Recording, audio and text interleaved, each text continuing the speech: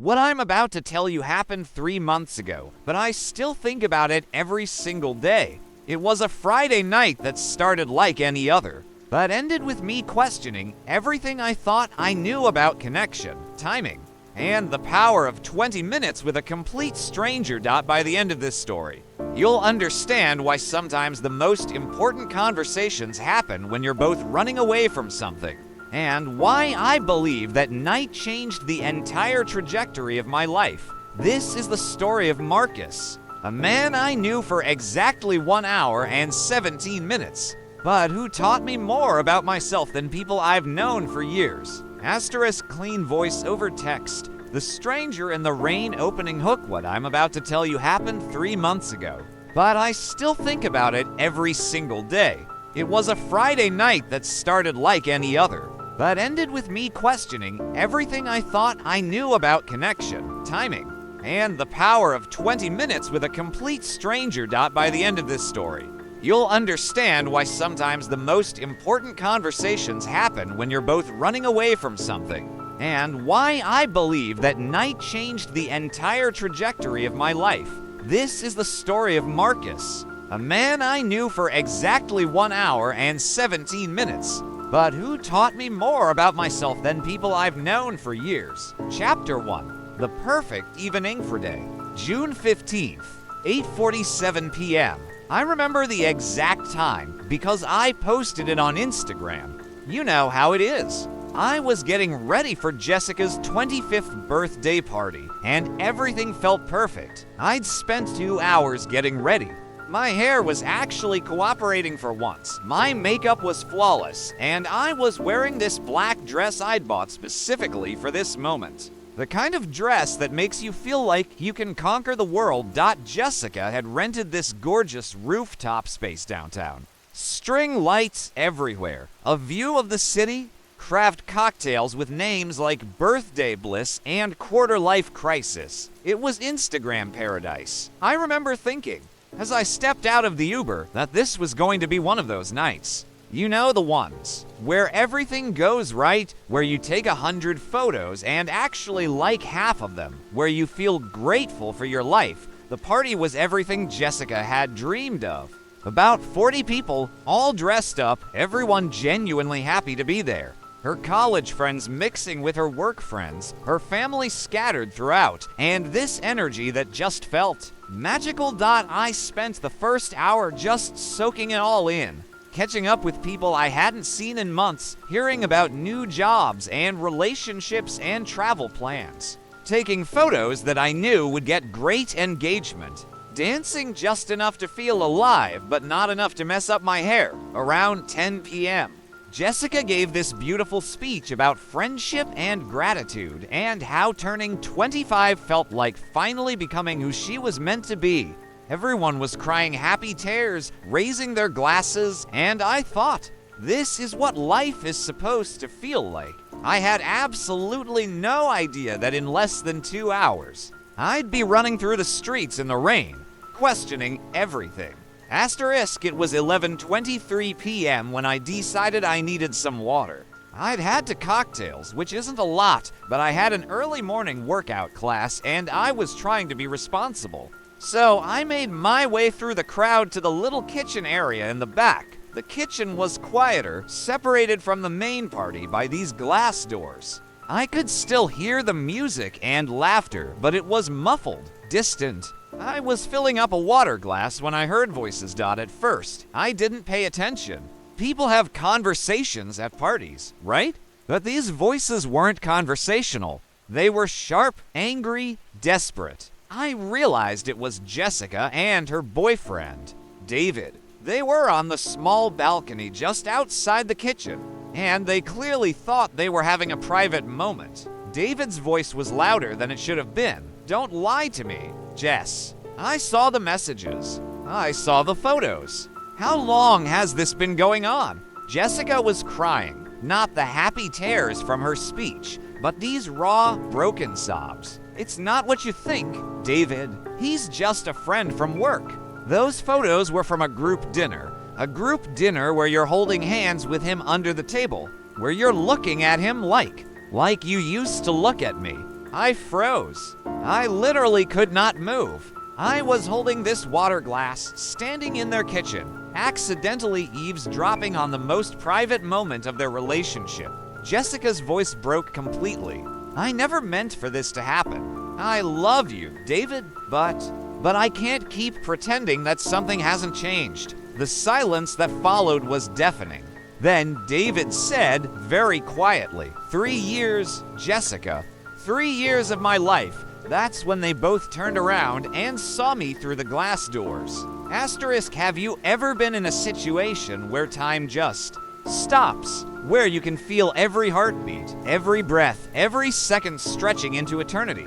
David stared at me with this look of pure humiliation. Jessica's mascara was running down her cheeks in black streams, and I'm standing there with a water glass like some kind of party prop. Clearly having heard everything. Jessica came inside first. Her voice was shaky, trying to sound normal. Hey, Emma, having a good time? But her eyes were pleading with me, pleading for normalcy, for pretense, for me to somehow undo what I'd just witnessed. David followed her in, his face red with anger and embarrassment. He looked at me like I was the problem, like I had intentionally invaded their private moment. I mumbled something incredibly awkward like, oh, I needed ... water, as if that explained why I was standing there looking like a deer in headlights. David grabbed his jacket from the counter and said, I'm leaving, not to Jessica, not to anyone specific, just to the air, to the universe, to the ruins of their 3-year relationship. Jessica started to follow him. David, wait, please. We can talk about this. Don't leave like this. But he was already walking away, pushing through the party crowd, leaving Jessica standing there in her beautiful dress at her perfect birthday party. With her heart breaking in front of 40 of her closest friends, she turned to me with this desperate look. Emma, please don't. Please don't tell anyone what you heard. I just need to figure out how to fix this. And I realized I had become part of their story. Not by choice, not intentionally, but I was now carrying their secret, their pain, their private moment that should never have had a witness. I nodded and said, of course, Jessica, I'm so sorry, but even as I said it, I knew I couldn't stay at this party. I couldn't pretend to celebrate while carrying the weight of what I'd just seen. Asterisk, have you ever felt like you needed to escape your own skin? That's what it felt like standing in that kitchen. The party was still going on around us, people dancing, laughing, taking selfies, but I felt like I was watching it all through glass. Jessica tried to pull herself together, wiping her mascara, taking deep breaths. She said I should get back to my guests. Thank you for being kind about this, but I could see she was falling apart. This was supposed to be her perfect night, her milestone birthday. And instead she was pretending everything was fine while her relationship imploded. I watched her walk back into the crowd, putting on this bright smile, accepting hugs and birthday wishes while her world was crumbling. And I thought, I can't be part of this performance. So I decided to leave.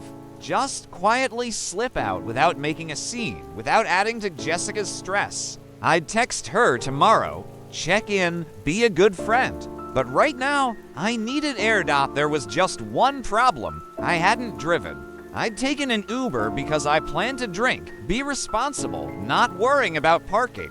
But now it was almost midnight on a Friday night in downtown, and when I opened my rideshare app, surge pricing.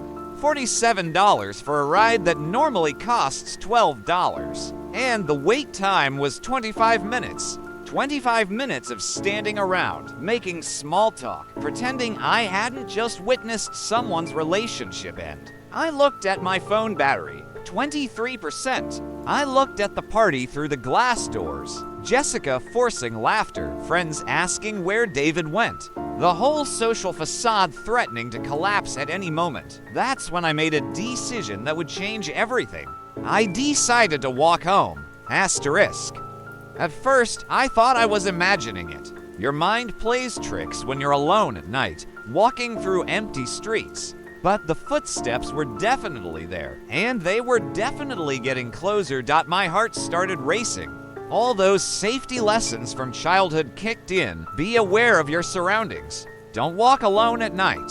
Trust your instincts. And my instincts were screaming danger. I started walking faster, but the footsteps matched my pace. I could hear someone running now, definitely running toward me.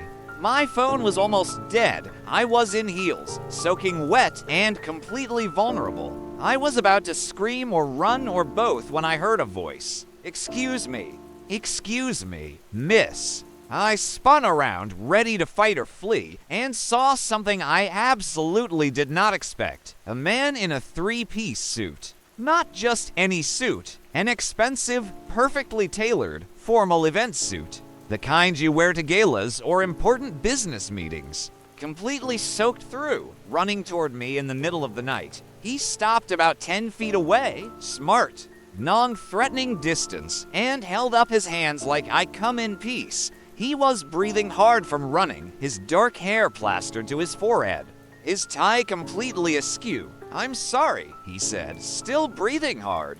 "I didn't mean to scare you. I saw you walking alone in this storm, and are you okay?" I stared at him for a long moment. He looked like he'd stepped out of a magazine, tall, handsome in that classic way, with kind eyes and a genuine expression of concern, but also like he'd been through his own disaster. "Are you okay?" I asked back, because honestly, he looked as rough as I felt, just better dressed. He laughed, not a happy laugh, but the kind of laugh that comes when life is so absurd you don't know what else to do. "That's a very good question," he said. "I'm Marcus, by the way. Emma," I replied, still wary but less afraid. "And you're running through the rain in a tuxedo because ... It's a three-piece suit." Actually, he corrected with a small smile. "And it's a very long story. Asterisk dreamy," I said. "I've got time," which was true. I was still 8 blocks from home, soaking wet, and apparently talking to a well-dressed stranger in the middle of a storm. Marcus looked around, as if just realizing where we were. "There's a 24-hour diner 2 blocks from here," he said. "Would you? I mean, if you're comfortable. Maybe we could get out of this rain, and I'll tell you why I'm having the worst night of my professional life." Something about his tone made me trust him. Maybe it was the exhaustion in his voice, or the fact that he was as much of a disaster as I was, just better dressed. "Okay," I heard myself saying, "but you're buying the coffee." As we walked those 2 blocks, he started talking. Not small talk, real talk. The kind of honesty that only happens when you have nothing left to lose. "I was at a charity gala tonight," he said. "My business partner and I were supposed to be announcing our latest round of funding for our startup. We've been working on this tech platform for 3 years, putting everything we have into it." "Sounds successful," I said, genuinely curious. "It was," he replied bitterly, "until about 2 hours ago, when my business partner stood up in front of 200 investors and accused me of embezzling company funds. I stopped walking.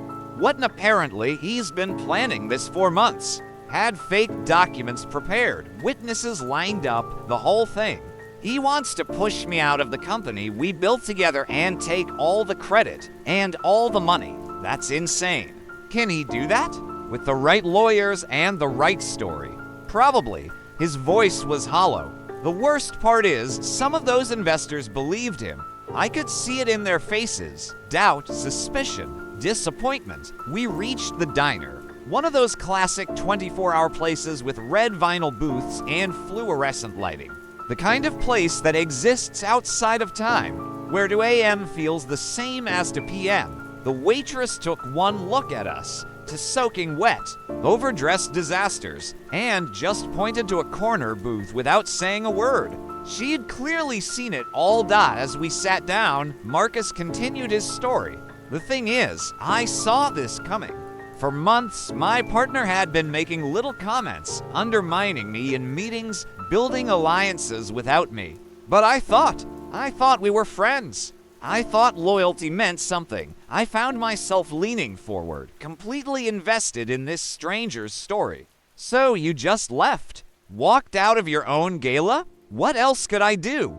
Stand there and defend myself against lies while cameras rolled.